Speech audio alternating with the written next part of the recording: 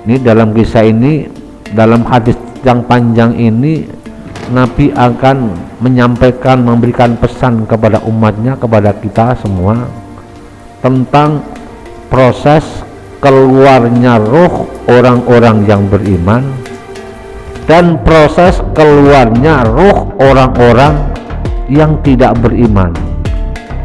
Begitu juga nanti proses yang dialami mereka ketika sudah masuk ke dalam kubur.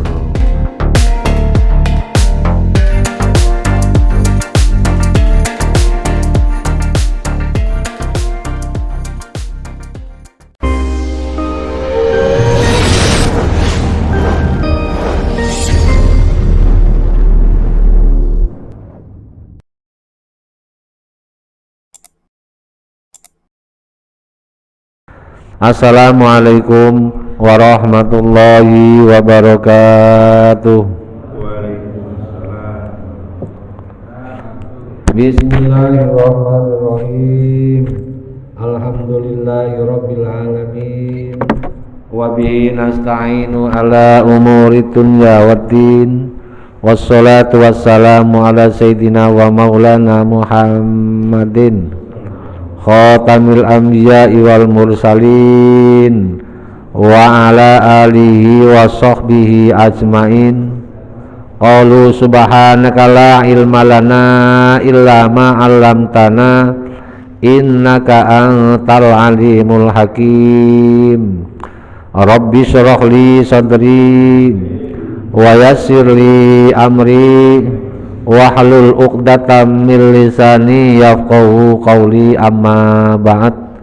Hadirin jamaah talim Masjid Al-Ikhlas Perumahan Gria Lebak Wangi 1, Sepatan Timur, Tangerang, Banten, yang senantiasa dimuliakan Allah Subhanahu wa taala.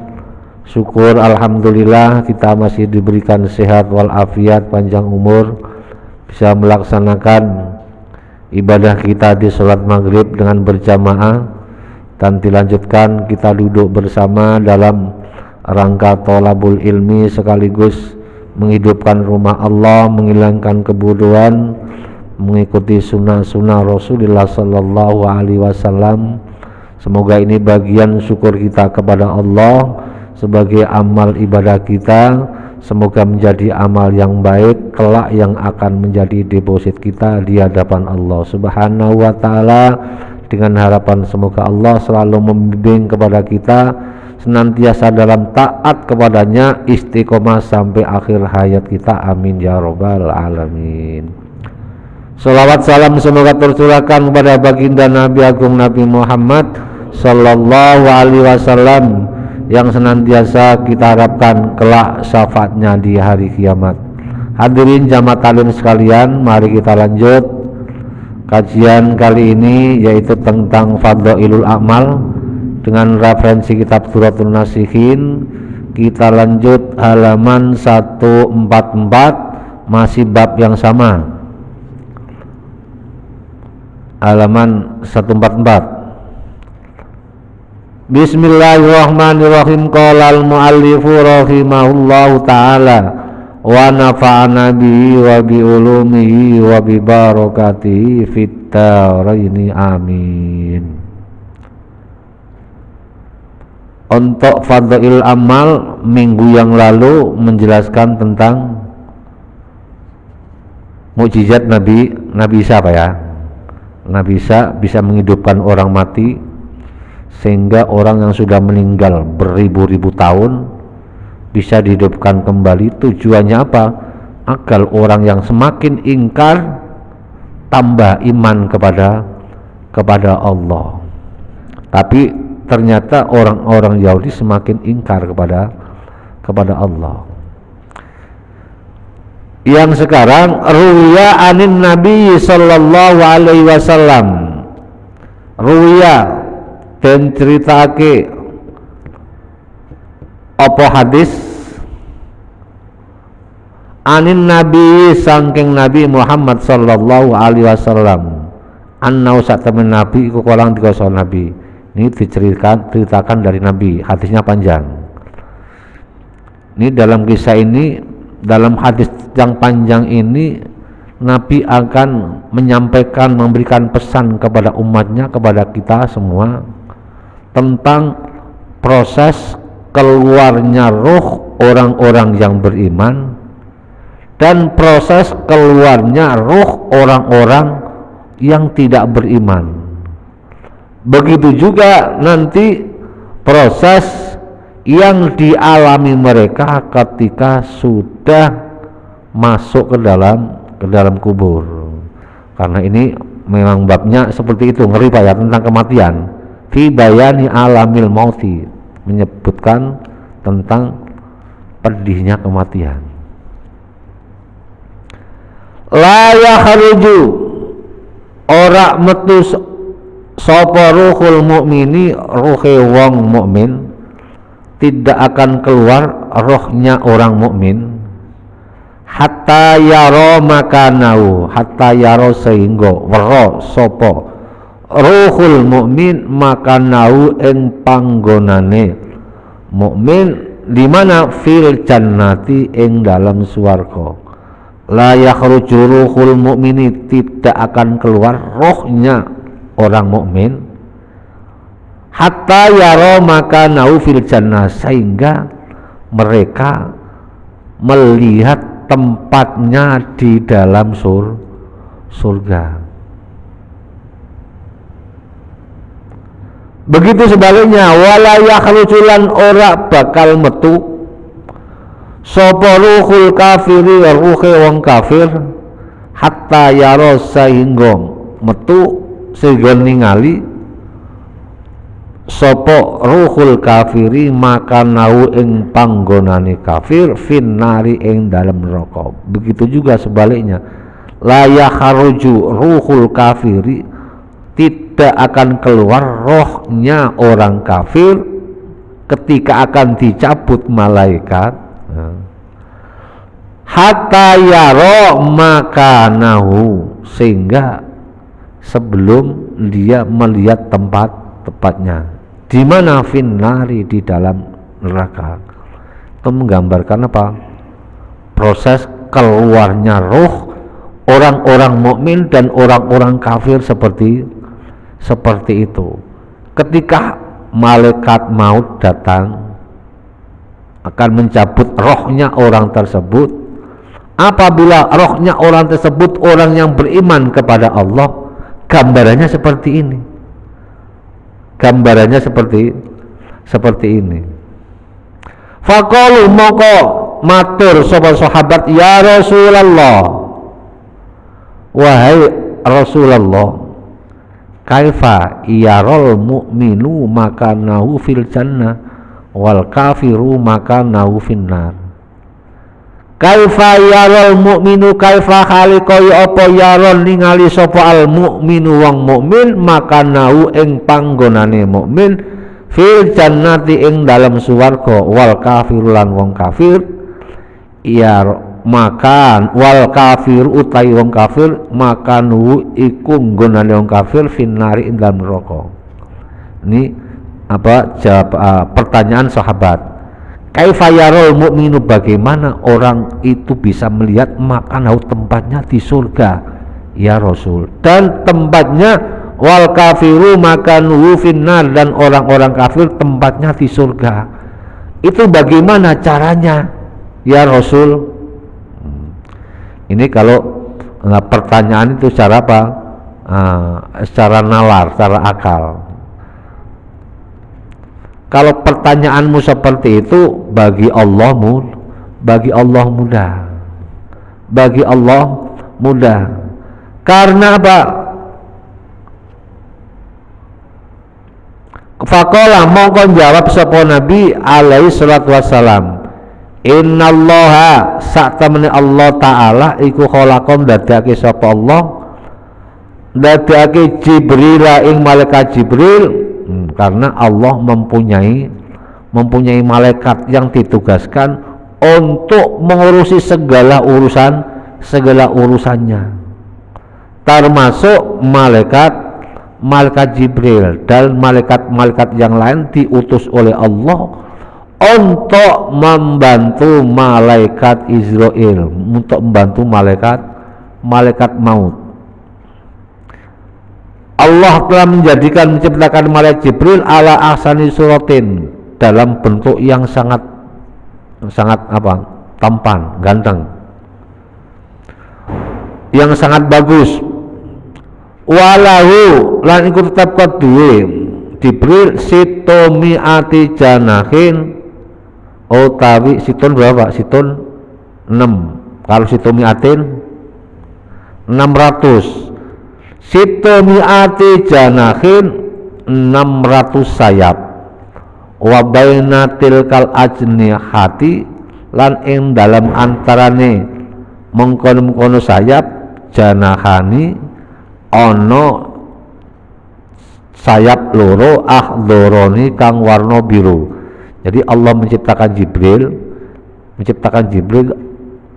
malaikat Jibril dikasih sayapnya itu berapa tadi? Situ mi'ati janahin, diberikan sayap, bukan sayapnya kayak pesawat kanan kiri dua, kanan kiri satu, kanan satu, sampai 600. Kayak apa? Nggak bisa kita bayangkan. Setiap sayap 600 sayap itu antara sayap 1 dan sayap 2 ada sayap lagi, ada sayap lagi, dan sayap itu mislu janahi tawus, seperti sayapnya burung merak, bukan merak bakauni Pak ya, burung merak ya, seperti tawus burung merak. Idza nasarul janaha, nalikane nggelar melepaskan sapa malaikat al janah yang sayap yamlau ma baina sama'i wal ardi. Jadi gambarannya kalau sayap itu dikepakkan begini, itu bisa mengumpulkan, menampung langit dan bumi. Berarti kecil bagi Allah, kecil bagi malaikat yang disuruh Allah. Wa ala janahil aimani maktubun suratul jannah. Sayap yang sebelah kanan itu digambarkan kayaknya seperti kalau digambarkan sekarang itu kayak monitor. Ini loh tempatmu di surga. Sayap kanan ini ada monitor, layar lebar, di situ gambarnya surga. Maktubun aimani maktubun, dan tulis suwaru gambare wong al jannata ing suwarga, wama lan perkara fiya ing dalam jannah, minal khul saking bidadari, wal ain wal kusur gedung-gedung tingkat, wal darajat wal khudam pembantu, wal gulman anak kecil, wal wildan. Nah, itu gambarannya. Bagaimana dijawab Rasulullah? Bagaimana caranya orang itu kok bisa melihat tempatnya di surga? Ketika malaikat maut akan mencabut nyawanya, Allah kirim malaikat Jibril termasuk pembantu malaikat maut. Sayap kanannya digelar, ada monitornya. No tempatmu. Ini tempat orang-orang yang beriman. Ini tempatmu ketika kau di dunia beribadah dari pagi sampai ketemu pagi lagi, tidak pernah meninggalkan perbuatan dosa. Inilah upamu, gambarannya kau akan mendapatkan tempat seperti ini.